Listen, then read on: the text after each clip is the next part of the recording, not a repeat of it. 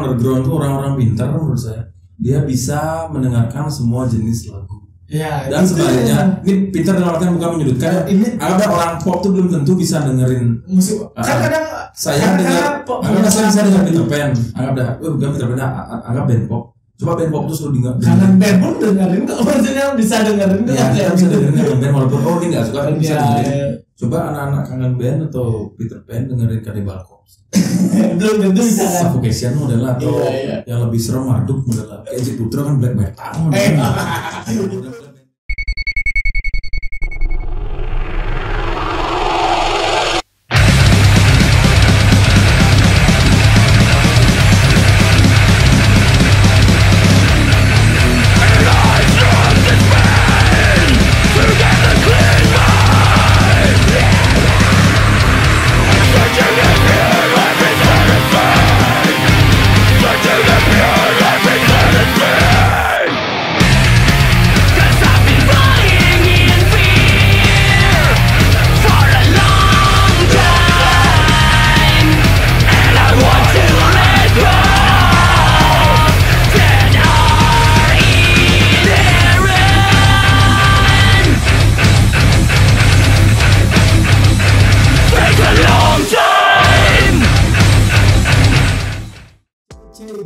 Cek. Yes. Cek back again di Furious Good Time Red Friend Podcast. Yes.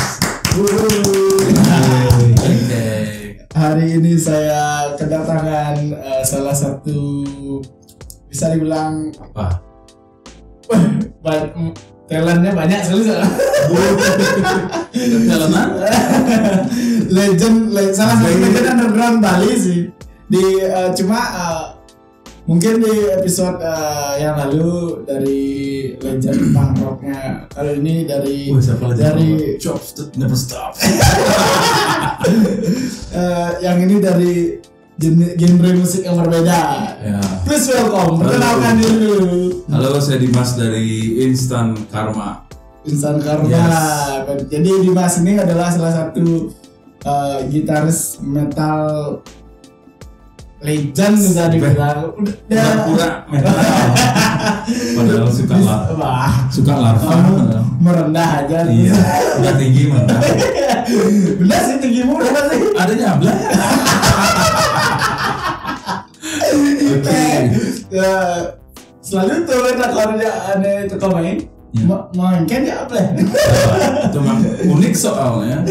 Unik soal. Sedikit latar belakangnya Dimas nih. Jadi Dimas ini seorang gitaris, juga selain itu sound engineer. Ya, sound engineer punya masih belajar record studio, juga bisa jadi chef juga kadang-kadang. Chef mana? Atlet juga saya dengar. Oh, iya. Dengar jadi atlet juga. Atlet apa? Apa yang kamu dengar jadi? Ini apa namanya? Oh, ini boleh ya? Ya cuman olahraga aja. Dulu sih pingin jadi atlet, cuma jadi atlet telanjang. Tidur aja kerjanya mah gitu. Aduh. Kalau Dimas nggak bisa minum alkohol, jadi dia alkoholnya sedikit aja. Yes. Agak bir-biran gitu. Woi, sorry, lagi tidak bersahabat sama kamu. Kali ini saya mau es batu. Nanti lu biar tuh. Alright. Mau mengulik tentang Dimas nih. Jadi kan tahun berapa sih Dimas mulai awal mengenal dunia musik? Saingannya apa? Kalau suka suka nonton pertama kali itu mungkin kisaran tahun 1998 di Gor Ngurah Rai. Itu tiket masih 5.000. Aku masih SD, SMP. Oh, itu awal mulai musik. Suka diajak teman gitu. Nonton musik dulu setiap Sabtu di Gor itu pasti ada acara musik. Entah tuh yang dead campur punk, entah dead aja, entah punk aja. Oh. Jadi dari situ udah ada ketertarikan. Tahun berapa tuh? Mungkin kurang lebih 98 ya. Sudah mulai nonton acara. Cuman kalau tahu lagu musik punk awalnya dari kakak. Zaman itu kan dulu kaset, satu kaset isi banyak band kayak istilah bikin kompilasi Kompilasi. sendiri ya. Di situ ada NoFX, ada Raymonds, Apa tuh? Albert Liza. Pangorama terus apa sih? Ceritanya Pangorama, cuman kakak sendiri yang Ngerekord. sendiri, dia suka ini ada campur-campur pokoknya, cuman tahu musik keras dari kakak. Oh. Istilah nggak sih keras, tahu apa sih Ingkir musik keras tuh musik yang gini. ya keras musiknya keras, padahal dangdut musiknya keras sih, volumenya gitu. Bassnya keras, semuanya keras ya, treble-nya juga keras. Yes. Dan Mas kan sebagai musisi nih, musisi underground Bali. Alat musik apa yang pertama kali bisa Dimas mainkan? Pertama kali Apakah apa namanya trompet kah, piano kah? kalau yang apa nekunin dalam artian nggak sih jago-jago aja, kalau nekunin gitar. Nah ya untuk megang alat musik pertama kali ya gitar. Gitar. Ya gitar. Cuman karena SD saya agak membuat apa istilahnya, mempromoin budaya, jadi di situ ada kayak gamelan. Terus saya juga aktif main gamelan Bali ya. Terus saya suka, jadi kalau nggak ada pelajaran bolos saya ke ruang tabuh. Kebetulan di situ. Kok nggak jadi penabuhnya bu, malah jadi gitaris? Iya nggak tahu juga keseretnya sampai di main gitar. Cuman dulu tertarik sama nabuh karena ekstrakurikuler. Iya, jadi kulikuler. Jadi kalau sekolah biasanya SMP di Bali itu jadi ada kurikuler. Ya itu dah maksudnya ada ekstranya gitu, ada pilihannya biasanya menabuhnya. Kadang ada musiknya juga kan. Setelah itu baru ada kelas 5, kelas 6 baru ada kayak kesenian gitu. Oh dari SD? Iya, dari SD ya. Sudah mulai tertarik denger lagu, kayak ibu di rumah muter Kus Plus, bapak juga muter kayak gamelan Jawa, Madus itu ada. Percampuran Kus Plus dan gamelan Jawa. Isi minor thread dan rancid juga. Wah, rancid. Oke, S ya rancid. Aduh. Nah, denger ya. Sekarang aku minta sih deh. Waduh. Kan dulu bentuk S-nya. Wih, tidak lupa juga, thank you banget dapat kiriman apa nih namanya Mas? Ini burger dari Petty Fire 666. Petty Fire. Usahanya Dimas ya? Udah teman Di support ya. Petty Fire 666. Wih, ini punyanya vokalisnya Dimas ya? Yes. Dari Tegar, thank you Tegar. Nah, nanti dimakan. Nanti kita kamu nggak aku makan. Review apa mukbang. Mukbang. Harus kan Jadi gini Mas, yes. pertama kali membentuk band tuh genre apa yang Dimas pilih? Kalau pertama kali main band, seingat saya sih istilah genrenya punk. Saya bawa apa nama bandnya dulu? Band pertamanya Dimas? Kalau nama bandnya belum ada. Waktu pertama kali cuma sering latihan ke studio, bertempat dekat di rumah, nama studio Sambia. Di situ jadi sering bawa NoFX, The Bruce, habis itu Netral. Masih formasi lama sih, si Bagus, drummernya yang ada sama Bimo, bawa lagu dia Desaku, Walah, Pelangi ya itu aja sih, cuman bawa itu. Kalau Rancid paling mentok di Time Bomb. Ya itu aja bola, paling senang main musik di sana. Itu awalnya sih suka musik. Tapi kan keras menurut saya sebelum tahu modelnya kayak keras punk, grindcore, sampai yang soft-softnya. Cuman awalnya tetap kayaknya sih semua band semua musisi underground kayak mengawali belajar musik itu dari lagu punk menurut saya rata-rata sih. Dan kebanyakan juga kayak dulu itu kan ada apa namanya majalah-majalah buku gitar, belajar gitar. Cuma kan nggak musik punk, musik-musik yang mainstream lah. Apalah Dewa 19 yang dulu kalau Dimas dulu kena maksudnya bisa dibilang belajar musik. Kalau saya sendiri sempat maksudnya dulu beli chord gitar belajar. Kalau beli pernah dulu beli di Matahari sama di Kesiman ada toko. Iya. Di Kesiman tuh saya ada. Iya. Di sana beli kayak 100 lagu kunci. Kayak gitu. Itu kayak gitu pasti kena karena memang istilahnya tahun 90 itu happening sekali. Iya. Itulah. Dan nah ini kok bisa tersesat ke jalur musik metal lu gimana awalnya? Simpel metal. Metal kecil. Kalau tersesat, kalau aku sih ngalamin proses mah, jadinya istilahnya bisa main gitar, ngulik-ngulik lagu, bukan ngikutin zaman ya istilahnya, karena memang menurut saya proses evolusinya saya personal. Kalau saya sampai sekarang detik ini sangat ngefans sama NoFX, walaupun saya mungkin denger Killswitch, Tesla Dying, Cannibal Corpse, Cataclysm dan lain masih, karena itu roots saya setengah badan punk, setengah metal. Kalau punk langsung aja Peter Pan kan? So, kalau sekarang udah mulai normal. Kalau dulu anti, kalau sekarang dengerin galau terus soalnya. Galau togel nggak Togel.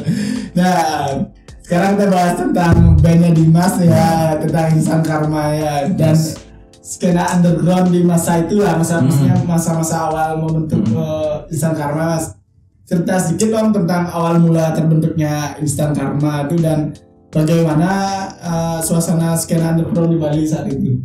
Wih, terbentuknya dulu kayak mana nih? Terbentuknya dulu sambil kan terbentuknya tuh pasti di saat skena underground Bali itu lagi mungkin banyak band oi-nya atau band punk tapi ragu nggak band metal dan atau gimana. Emang ada scene metalnya.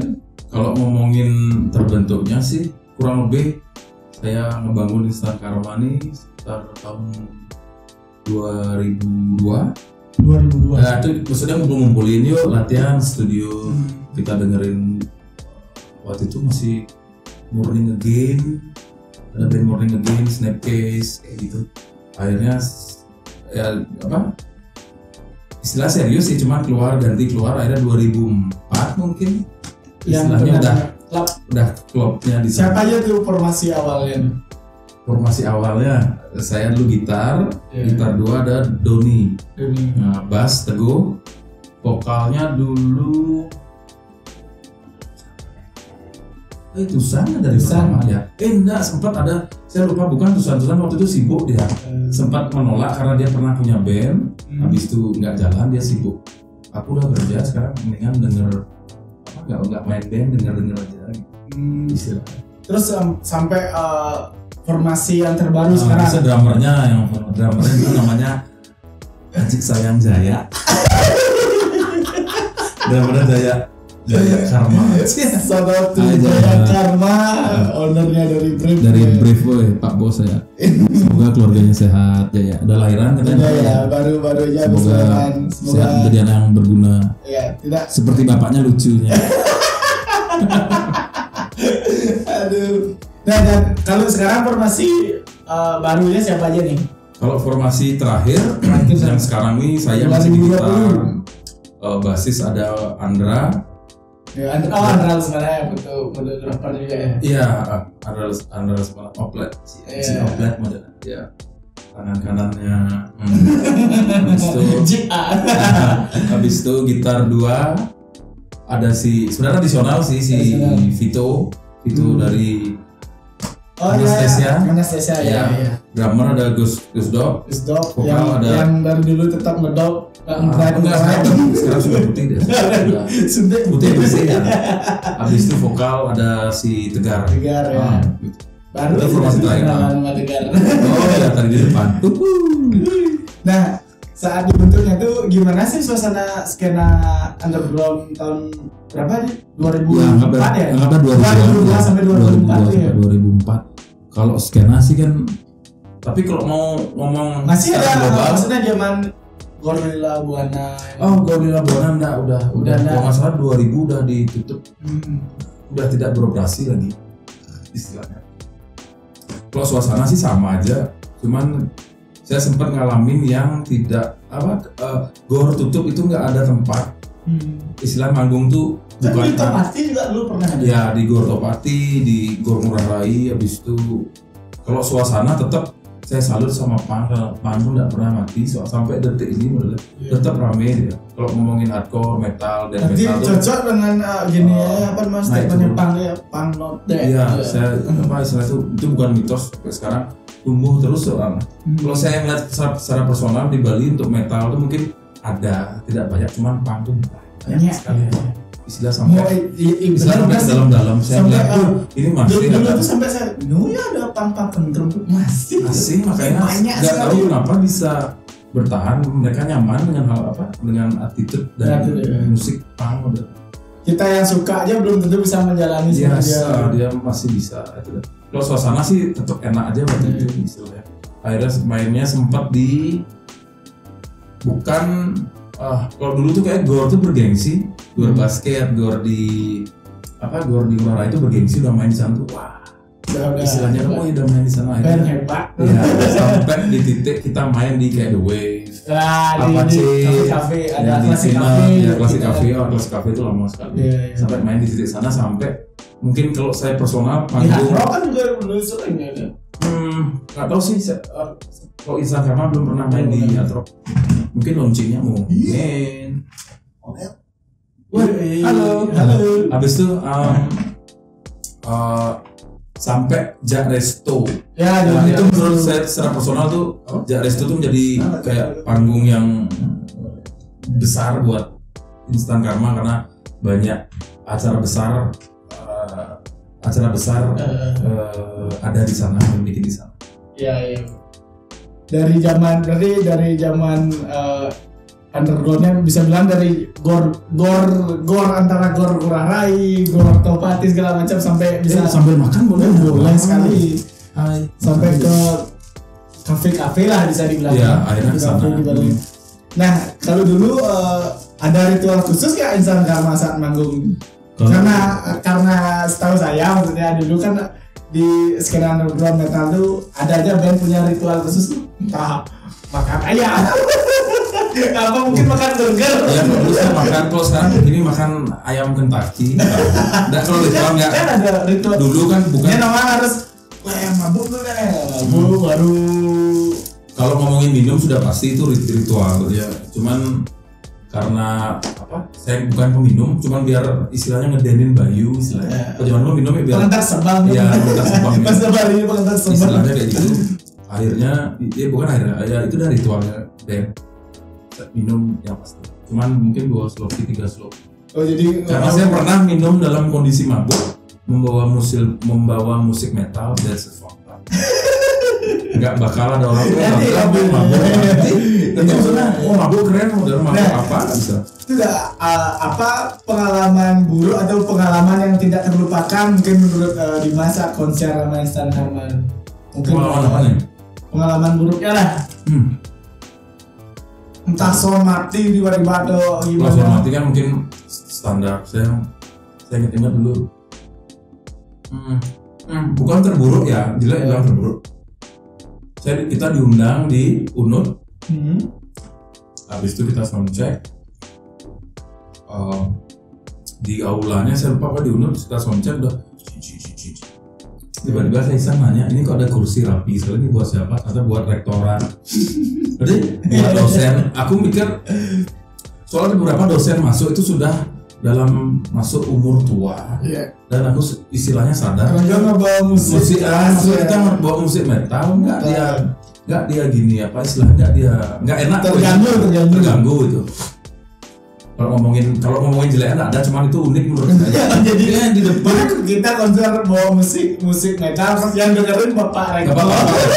Salah ya. Saya ngobrol sama panitianya, udah nggak apa-apa sih, saya nggak jadi main yang bisa berkenan aja. Mungkin kalau melodi punk masih masuk istilahnya. Kalau gini apa? Kalau musik metal sebenarnya sih nggak keras-keras sama, cuman kita menghargai, nggak yang memboyo harus ini harus main nih, harus enggak. Katanya juga saya pernah dengar dulu sih Bu, Dimas pernah cerita film malam, katanya kan Instan Karma nih metal kan penuh distorsi lah.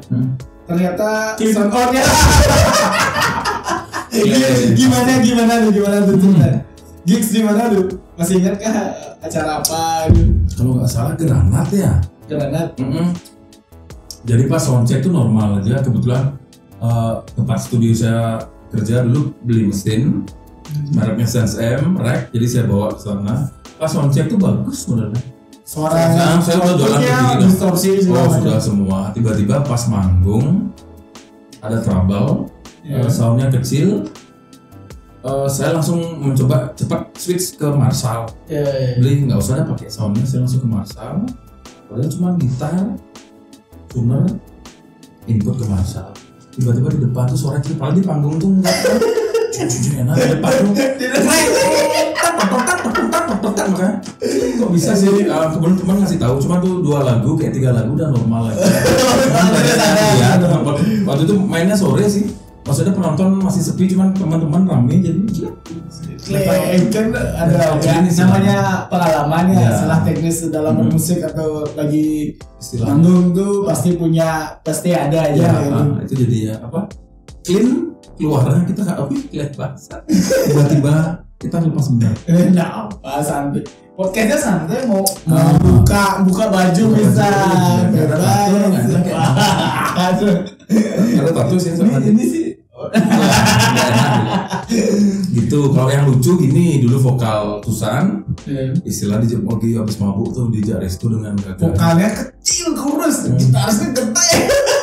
Habis itu dia nyanyi yang mic. Oh ya Tusan naik yang mic terlalu lebar mic-nya.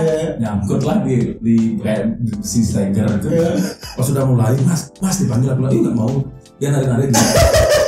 Dia nyangkut udah kapok. Tapi memang Dimas ini unik sekali kalau diajak ngobrol karena beberapa kali saya sering terlibat dan dibantu juga saat proses rekaman bandnya banyak. Dan dulu band melodic punk sama si anak bebeknya semuanya itu dah benci tapi rindu gak itu mah dulu tapi kan ini juga gak pernah promosi juga. Nah aku gak nawarin ya, aku gak sampai dia program dia aku belum makan soalnya 4 hari belum makan. Nah ngomong balik lagi Mas, ngomong bayaran pertama kali manggung atau hasil dari ngeband tuh berapa? Pernah nggak? Kalau dibayar pernah dulu. Pertama yang di mana? Pertama kali inget dapat bayaran 150. Tahun berapa lu? Kalau tahunnya nggak tahu, mungkin sekarang 2004 2005. 150. Kalau ngomongin dan harga tiket di 10.000 ya, 10.000. Harga tiket 10.000. Habis itu 150 100 kita pulang ke Bijingo di wisata sama istilahnya kru ya. Habis itu 50 lagi kita beli anak. Jinggo wisata legend berarti. Yes, tapi kita random beli ininya. Beli pasti ngalih matok dagangan ceweknya jengkek. Dulu kan gitu trennya. Dagangan si Jinggo. Enggak tahu tuh gebor. Kok tahu? Enggak kan sering dikumandang. Ada. Nah, gue masih ngelontar kan, habis itu orang nak. Suling kan? Oh iya, coba pinjam sih. Lihat gagal. Lupa saya taruh ya. Oh ya. Jangan diarahkan sana. Nah, balik lagi ke Rizal Arma, pernah nggak ditawari untuk masuk record label nasional? Nasional enggak. Soalnya kita sempat berhenti Mang. Jadi istilahnya instan sempat vakum 2006, 2007 kalau salah ya. Sempat berhenti lumayan lama sih. Kita aktif lagi 2013. Nah, kalau yang ikut kompilasi itu konspirasi tuh. Era School. Era School berapa ya? Lupa 2000. Itu 2005 2006. Itu udah setelah vakum atau gimana? Sebelum vakum. Setelah Row After School kita sebenarnya sempat ngerekam 9 lagu. Kita sebenarnya mau bikin album waktu itu, cuman memang tidak berjodoh. Belum ada album gitu. Kalau ngomongin normalnya sebenarnya sudah, cuma karena belum berjodoh. Tidak rilis akhirnya Mas. Padahal sudah jadi master. Nggak apa-apa sih. Ini bukan ngomongin sisi melonya instan, nggak, cuman pengalaman buat teman yang lain emang main band itu susah ya. Kan butuh waktu dan segala macam apalagi kita 5 orang kita berbagi 5 kepala menjadi satu berlima satu tujuan. Tapi single kan tetap Kalau dulu cuman yang keluar ada cuman 3 lagu. Itu pertama kali kompilasi itu di Green Corner Compilation. Saya lupa tahunnya, itu di sana pertama kali ikut kompilasi. Habis itu yang kedua Rock After School. Cuma setelah Rock After School sempat ngeluarin single satu lagu Kabut Tergenggam. Kalau yang di Green Corner itu Aphrodite, di Rock After School tuh 6 Days 6 Years 6 Pain. Asik. Segarnya pakai 6. Itu Bang. Aduh. Gitu Bang. Nah, kan pas ya panas. Apa santai. Apa yang dilepas ya pun ya. Pas. Ya ada foto dia. Jadi gini Mas, kan udah kalau dari 98 ya. Udah channel akan sekali kayak gini loh. Ya kalau masih emblemnya. Badan lagi emblem. Nah, gimana? Kan dari 98 udah nonton konser. Ya. Akhirnya buat band mulai 2002-an. Udah berapa tahun ya kalau dihitung sekarang 2020, pencapaian yang paling berkesan selama jadi anak band band-bandan. Ikut kompilasi. Habis itu kompilasi yang dikerjain sama Green Corner, habis itu sama Pet Luster, Rock After School. Rock After School 2, habis itu kalau pencapaian jadi band membukanya Burger Kill setelah si Ivan Skamek meninggal. Itu acara di Jaris itu yang Kero yang Kero. Habis itu yang saya ingat ya mungkin banyak dulu. Habis itu yang terakhir ini Bang, acara Noise Park. Purgatory sama Forgotten itu maksudnya jadi isi tragedi juga gitu. Apa tuh? Ada penusukan kayak pasti. Oh, enggak gini saya enggak pernah sebagai penonton. Oh, mana Pogo apa? Pogo. Gimana? Ambil stiker. Dan saya harus nonton pasti ada sedikit tragedi. Ada yang berdarah, dibilangnya sih ada kena berantem, kena tusuk segala macam. Cuma udah ditandu tuh orangnya udah diangkat. Oh enggak gini sih istilahnya, enggak rungu kan karena habis main di belakang kita ngumpul sama. Baik, Mas batis Mas tuh. Rambut basah ke depan. Penyerang biar enggak kunci sebenarnya. Pura-pura aja cuman pura-pura sebenarnya. Dia kan tahu aku aslinya kan pura-pura seremnya sebenarnya. Oh iya, selain Instagram kemarin kan pernah punya band emo juga nih Mas. Emo. Emo sebenarnya popang kali ya di zaman itu ya, nggak tahu sih. Salah menurut Rago. Apa menurut Bang? Salah satu pionernya emo di Bali. Kan pas zaman itu nggak ada. Iya sih tapi. Apa namanya itu? The Marbles. The Marbles. Bisa suara halus. Saya suntik pakai sentrak dulu ya. Bisa mau agak sedikit. Pasti lagi galau depan lagunya. Apa pengalamannya di Mas atau gimana? Gini enggak galau. Seingat saya waktu itu Rock After School bandnya sudah lengkap. Saya kan di studio di Batu Bulan itu sebagai operator. Habis itu karena emang. Nah nanti kita bahas itu mengapa bisa akan saya. Oh iya. Habis itu tiba-tiba tuh ada kalau nggak salah sih satu band ada yang mundur seingat saya. Habis itu Dani ngobrol, habis itu aku kekurangan band loh. Lalu sudah pas formasinya 12 band. Oh jadi gue ngisi kekosongan. Ya, aku punya band. Padahal aku memang bikin band, gue cuma band Banjar. Band Banjar. Istilahnya suka-suka main di Banjar. Apa bawa NoFX, bawa NoFX yang pelan-pelan, bawa 311, bawa Goldfinger gitu. Ada Teguh bikin nyeletuk ngomong kayak gitu, diterimalah sama Dani. Akhirnya karena memang ya mumpung ada kesempatan. Tapi akhirnya kita ngobrol bawain apa nih? Kita kan band Banjar ngapain ikut yang istilah derajatnya lebih tinggi kompilasi karena memang waktu itu tuh lagi ngetopnya The Ataris album solo Astoria sama The Finch ya nggak ada era The Finch The Use kayak gitu dah Season Fire segala macam. Akhirnya kita nyoba bikin ngeramu sendiri sih lah, cuman waktu itu lebih condong kalau saya bikin riffnya lebih condong ke The Ataris yang cuma di kayak sok-sokan masih sudah berpedal sih. Dikit. Itu modelnya.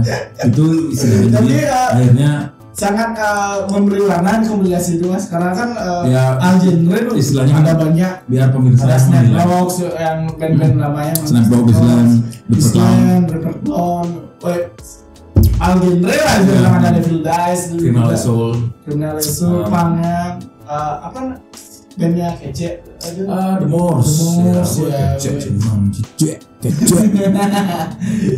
Itu juga banyak, maksudnya salah satu Kalau nyetuk kasar nggak apa-apa? Nggak apa-apa nyetuk kasar.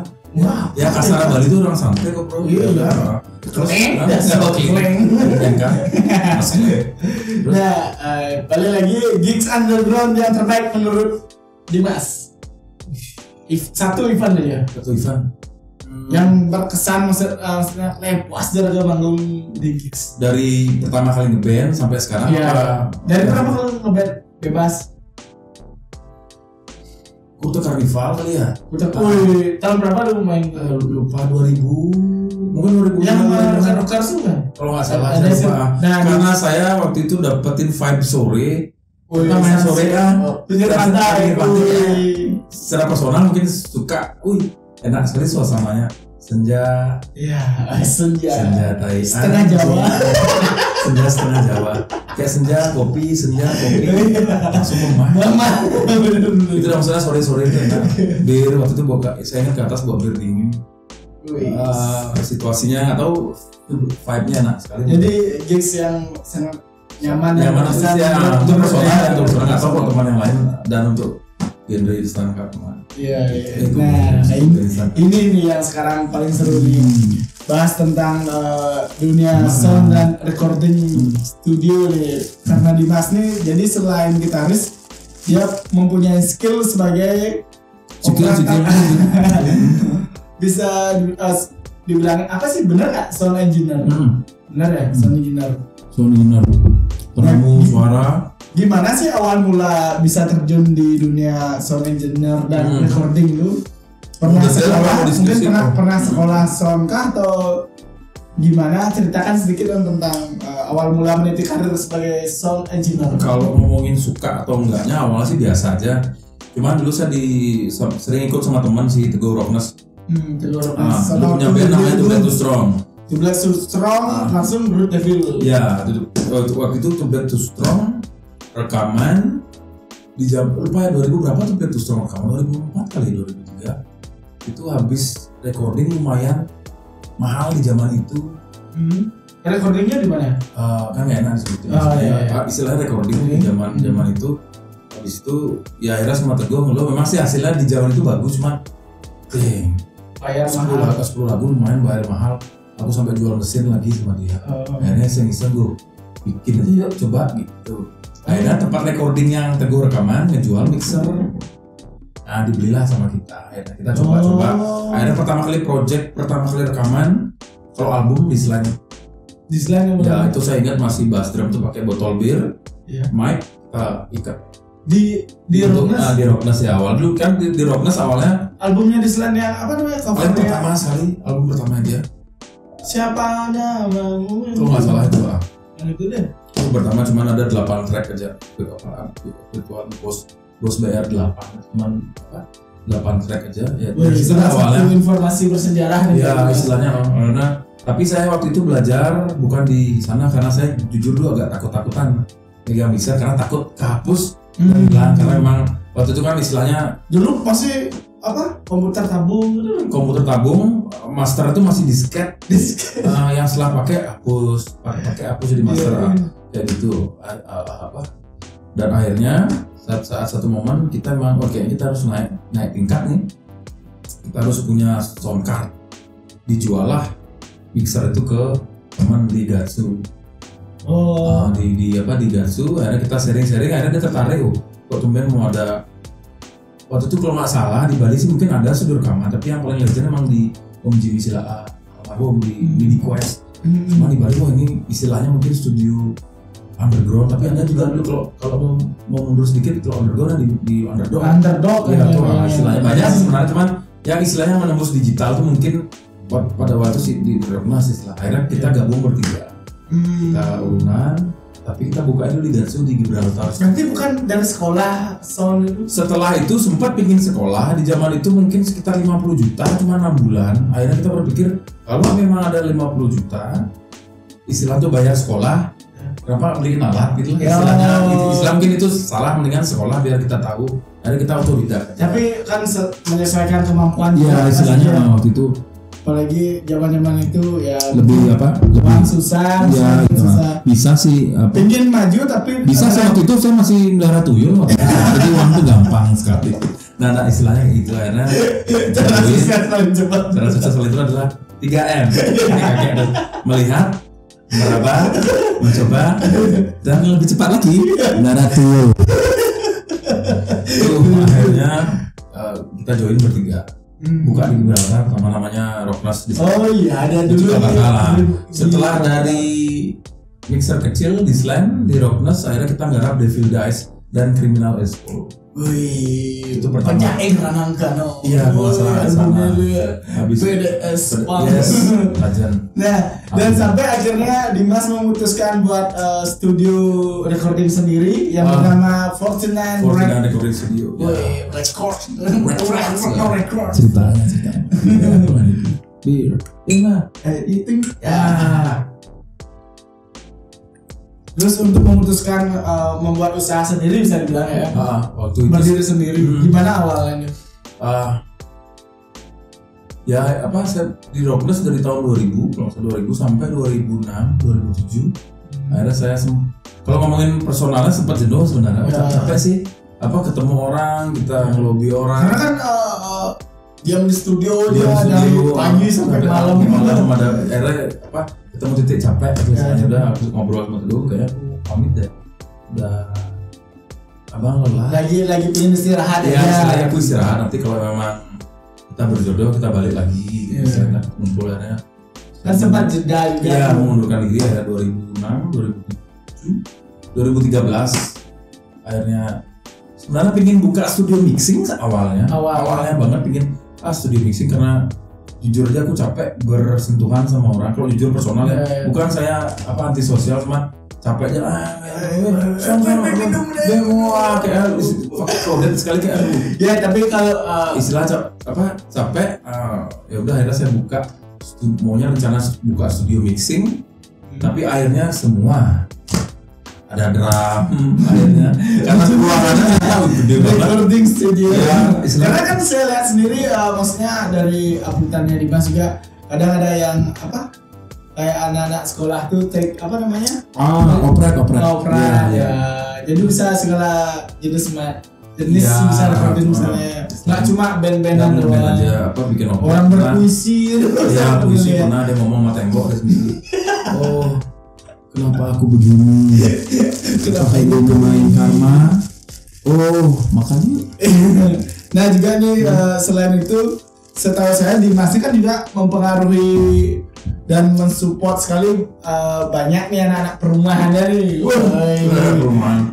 Untuk bermusik sampai banyak membantu melahirkan band-band cadas di skena underground Bali. Cadas Rider. Nah itu kan punya motor. Nah, punyanya UFO soalnya nggak ada. Gimana nih menurut Dimas tentang regenerasi musisi di skena undergroundnya khususnya di Bali?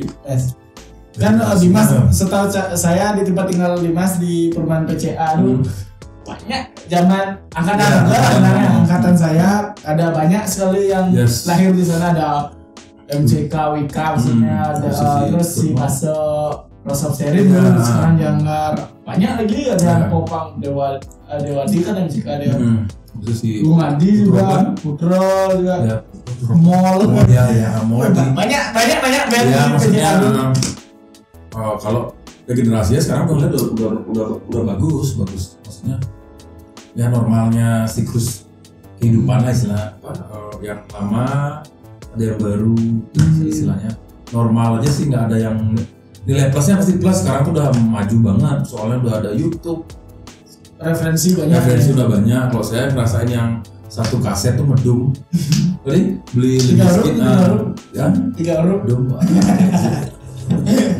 Jokes zaman kapan? Beman sih dong. Gimana Pak? Sudah dapat makan? Itu makan. Udah.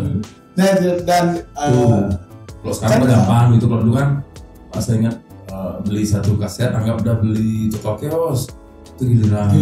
Beli handphone sebenarnya kadang nggak boleh. Ya, lu minta Mas dibaca-baca gitu.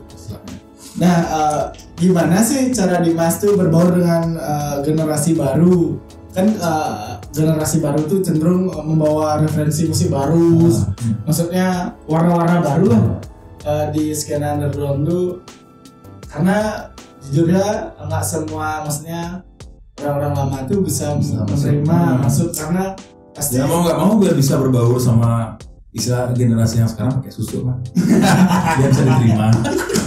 Nah, ada maksudnya ya nggak tahu ya, saya menerima perubahan soalnya apapun saya menerima perubahan, jadi nggak yang istilahnya dengan perubahan sih tiba-tiba besok ada band baru yang bagus, anak SMA ya mau nggak mau diterima. Emang dia bagus ya, emang bagus gitu. Kayak dulu saya ngefans sama Glass M, ada band Glass M yang anak SMA gila, dia rekaman di studio, sempat mikir pesimis katanya ngapain ya anaknya pakaian sekolah SMA ke studio rekaman, tiba-tiba saya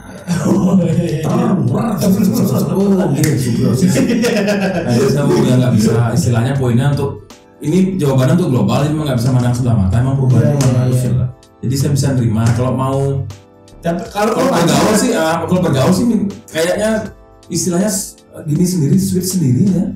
Istilahnya normal aja, ketemu lo kayak ibaratnya mungkin sama enggak sih dekat, maksudnya kayak anak-anak Human Autopsy sama Mongol Killer, maksudnya karena emang udah circle kita underground udah kayak saudara semua. Iya, itu ada jeda Bali ya, maksudnya mau genre punk, metal, hardcore segala macam tuh nu timpal, masih nggak ada batas istilahnya.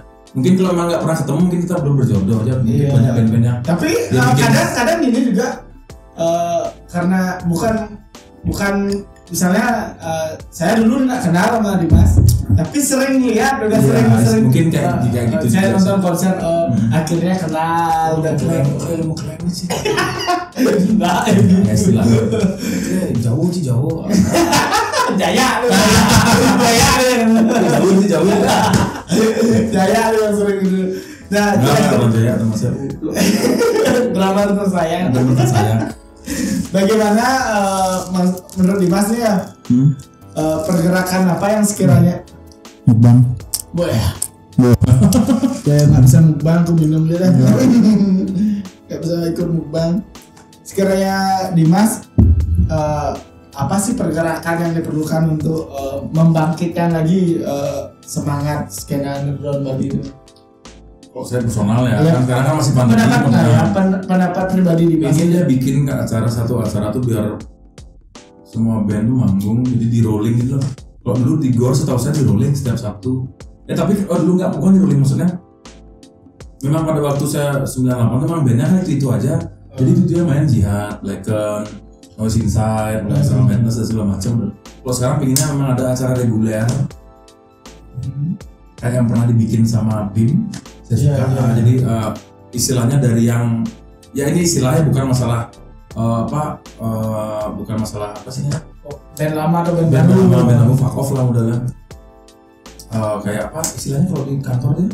Apa senior itu tai modelnya nggak ada kayak gitu.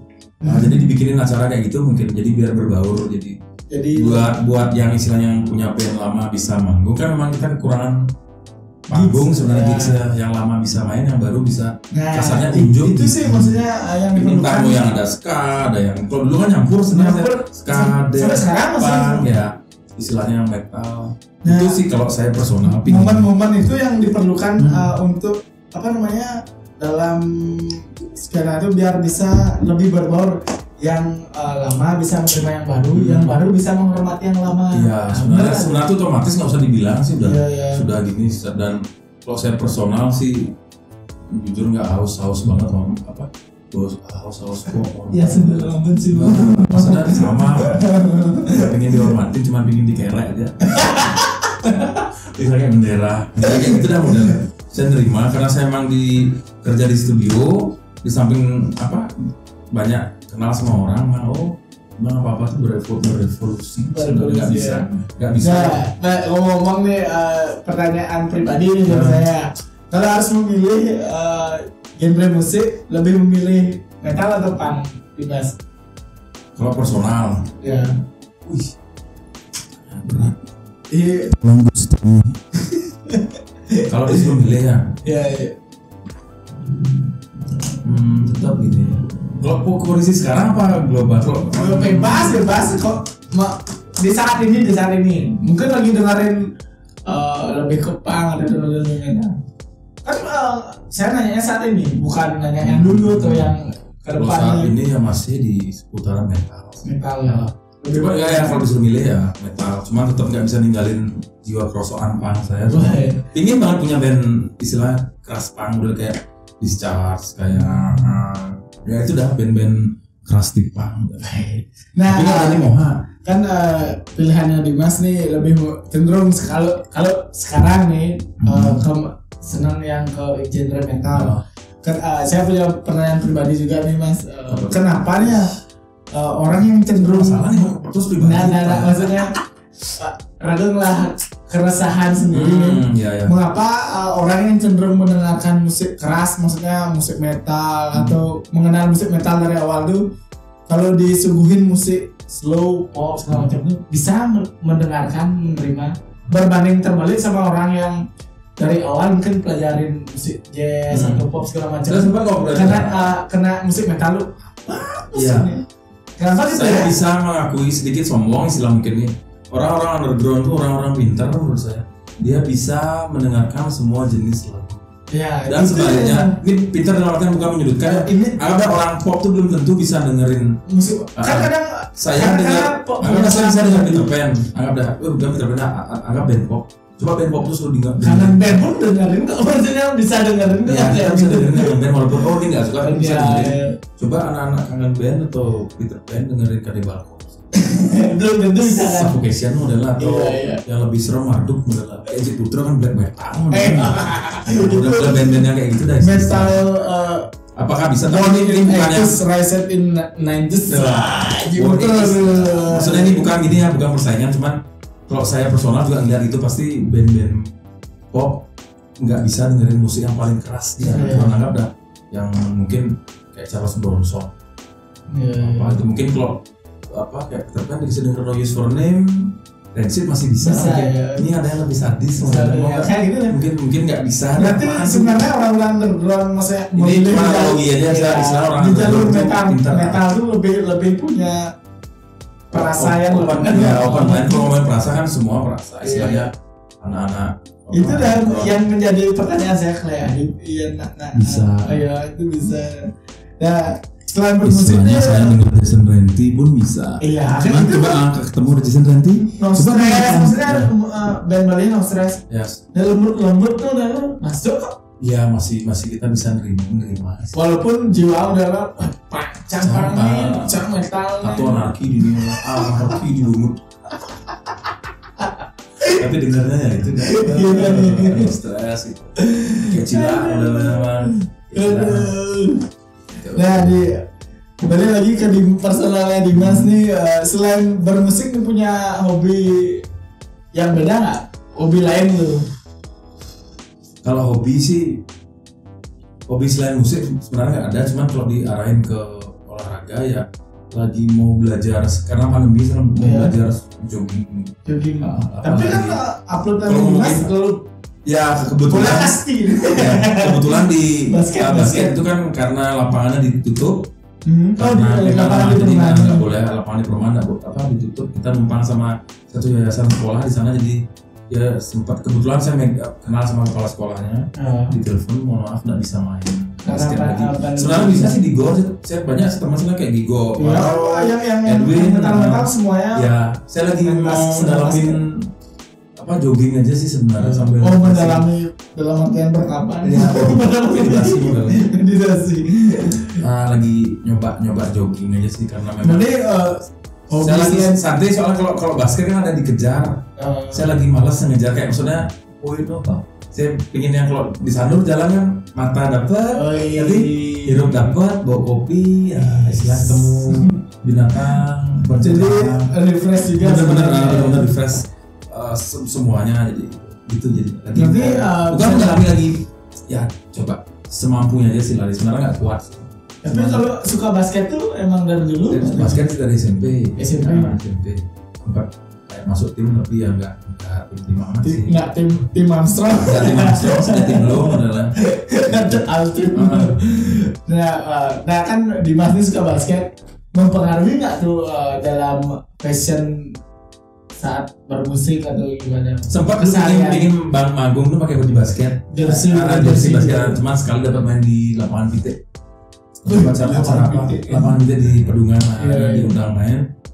Pakai baju basketnya kebetulan kayak Chicago Bulls 23 Jordan sih gitu. Pakai Jordan. Iya, namanya Kalau Jordan. sekarang Metal Hypebeast. Sekarang Metal Hypebeast. Metal Hypebeast pakai Jordan.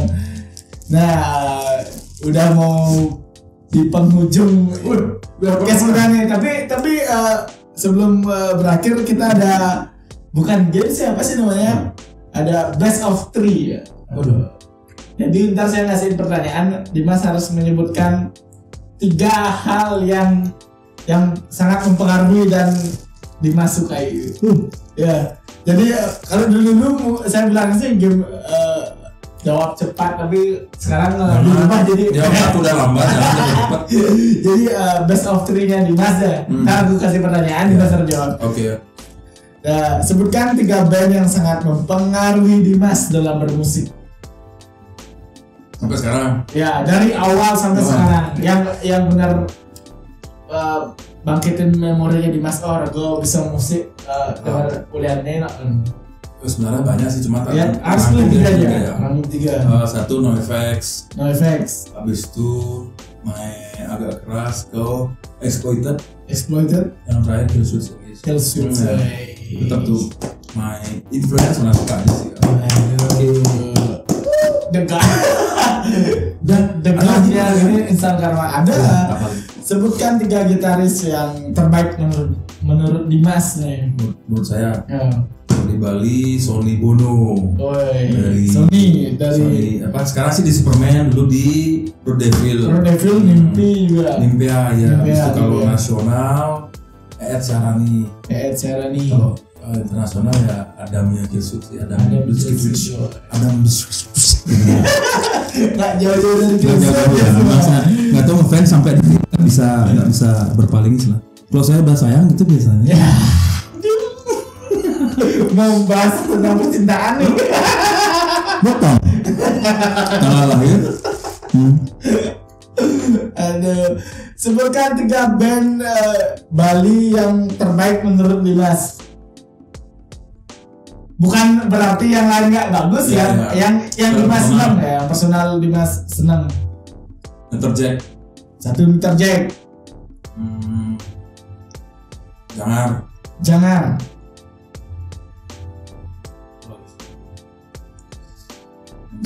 MCK. Timpal MCK. Soalnya kalau 4 banyak ya, pendek sekali disuruh soalnya. Nah, balik lagi nih Mas ya ke obrolan kita tentang Instan Karma. Yes. Pergerakan apa yang sedang dilakukan dengan teman-teman Instan Karma? Kita lagi nyelesain tugas sebuah band kan. Iya. Kita lagi bikin album boy kan dulu sempat tertunda. Mudah-mudahan lancar. Mudah-mudahan bisa tahun ini, kalau nggak paling lama tahun depan deh. Jadi proses sudah 98%. Kita untuk lagunya udah sih nggak ada revisi yang sangat. Ini nggak ada, paling dikit-dikit aja. Kan kemarin juga sempat habis rilis musik video klip ya, MV musik video. Itu namanya iya. Kamu harus update. Nggak belajar meditasi ya soalnya. Betapa terus.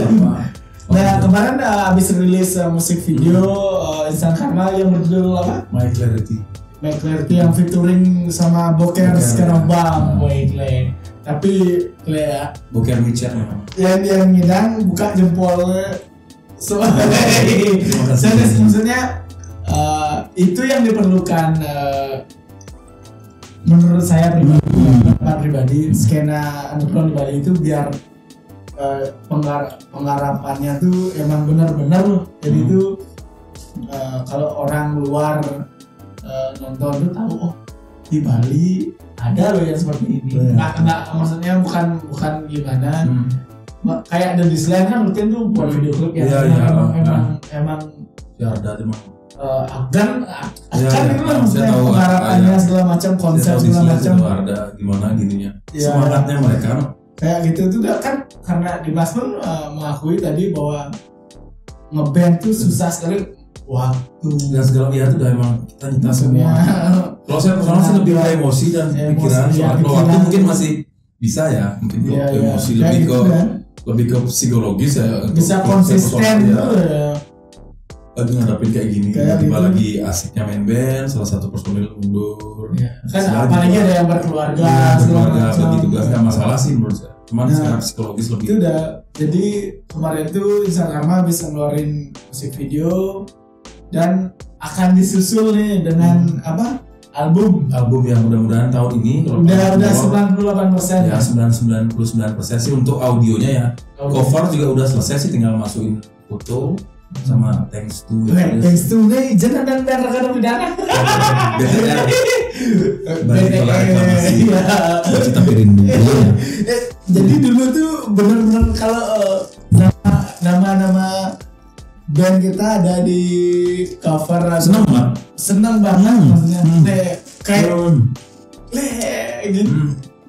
Kan dulu beli kaset tuh gitu dah, lihat thanks to ya. Masuk ada lagi. Makasih buat band ini. Iya, thanks to. Sekarang udah jarang yang ngelakuin seperti itu karena kan formatnya juga ke digital, digital segala. Tapi mau nggak mau kalau band apapun genre seberapa lama pun band memang harus bentuknya tuh fisik, secara personal. Kalau digital kan alat bantunya sekarang. Iya. Cuma kalau rilisan fisik tuh harus itu istilahnya harus dalil yang tidak bisa kamu rubah. Ya karena walaupun sekarang lu masuk salah satu cara menghargai musisi itu sendiri karena sudah meluangkan waktu, menguras tenaga, pikiran segala macam, pengorbanannya jangan ada dibilang cuma untuk mensupport beli fisik atau merchandise-nya dulu. Kamu belum pernah ada di posisi bikin band main musik jangan pernah komen. Ya benar. Kamu harus terjun baru kamu bisa, dan kamu jangan pernah nge-ghost. Kamu bisa. Yudis tuh senang nge-ghost Yudis. Tapi kemarin ketemu Yudis dah. Bisa. Kamu mau tahu harus dari kedua belah pihak. Ya. Akhirnya tiba sudah di penghujung podcast kita. Dimas silakan mungkin mau ada band yang dipromoin atau usahanya apa gitu. Kalau band sih ya nggak ada sih, cuma ya semoga albumnya semoga band saya tahun ini bisa rilis, paling molor mungkin tahun depan. Ya awal depan. Mungkin kalau nggak ada pandemi ini udah beres gitu ya. Sebenarnya Juni kemarin kita udah launching, kita sudah sempat istilahnya mungkin 80% deal sama salah satu rokok udah mau launching, tiba-tiba boom. Ada pandemi jadi kita semoga cepat juga berlalunya pandemi ini pandemi biar cepat bisa ngumpul di skena underground itu berat bahasa bawah ground bawah setrum di bawah udah. Dan jangan lupa juga Dimas ini ada usaha recording studio ya 49 recording studio biar serem aja sebenarnya. Karena saya ngefans sama Fat Mike kan, dia punya studio juga Fat Mike. Itu sebenarnya kayak recording bahasa slangnya. Buat teman-teman yang punya band atau kayak dia operate gitu ya, mungkin baca puisi, dubbing film juga bisa datang ke studionya Dimas. Alamatnya di mana? Di Perumahan Pugu Chandra Asri. Ada di Instagram. Ada. Google Map bisa ya? Google Map bisa. Di Jalan Dagang Arak ke di Gaung. Masih nggak tahu di Randy Bethlehem of God. Thank you Dimas. Aduh, udah mau berbagi cerita. Terima kasih sudah mengundang juga.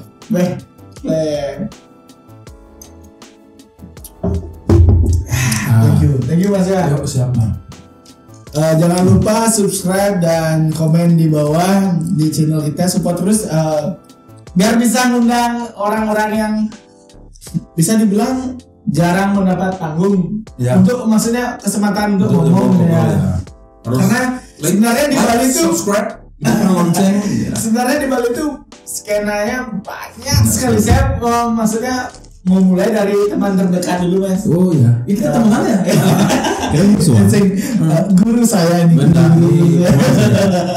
Maksudnya ingin mengangkat skena-skena di Bali, bahwa di Bali itu metalnya hidup, punknya hidup. Oh iya, semua masalah di Bali itu memang semoga aja bisa berjalan terus juga podcast ini dan bisa ya mensupport skena di Bali ini. Jadi wadah sih. Ya, mudah-mudahan bisa.